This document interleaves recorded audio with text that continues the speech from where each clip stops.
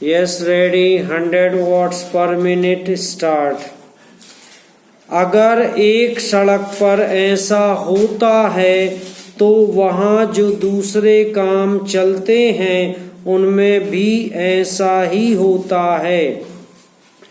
ठेकेदार आपके विभागों के साथ मिलकर रेट बढ़ाते हैं।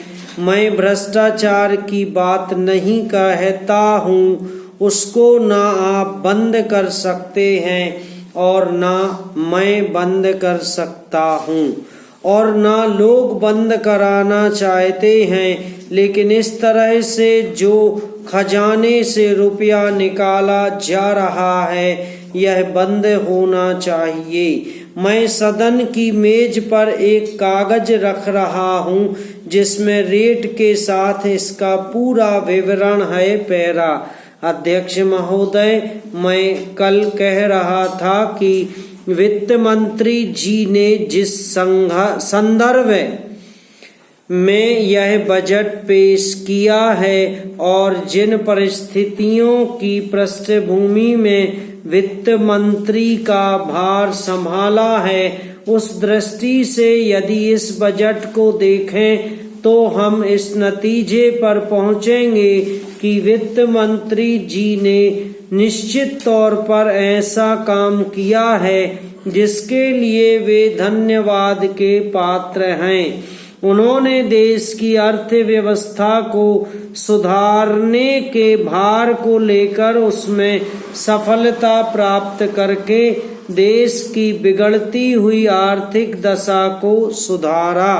पिछले वर्ष देश का उत्पादन बढ़ा है, उद्योगों में सुधार हुआ है, कीमतों में सुधार आया है, हमारा आयात कम हुआ है और निर्यात बढ़ा है।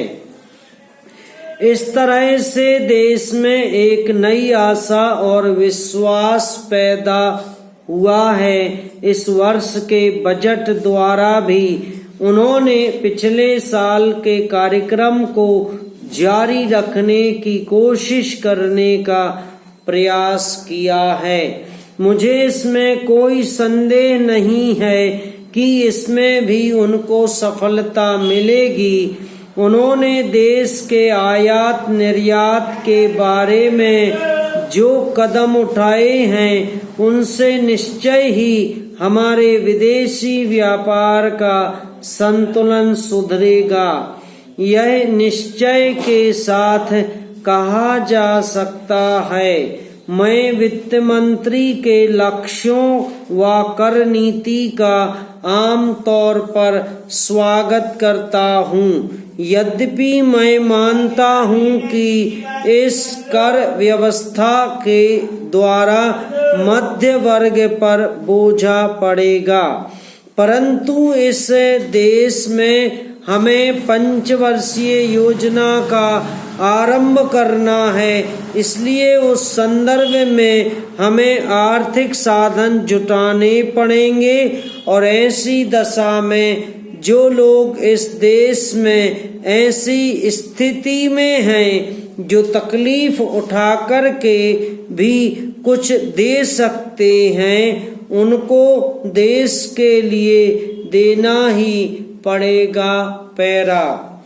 इसलिए वित्त मंत्री जी के इन कदमों का भी मैं स्वागत करता हूँ, परंतु साथ ही साथ मैं नम्रता पूर्वक यह अवश्य कहना चाहता हूँ कि वित्त मंत्री महोदय ने किसानों पर जो भी नए कर लगाए हैं उनके ऊपर वे फिर सोचें।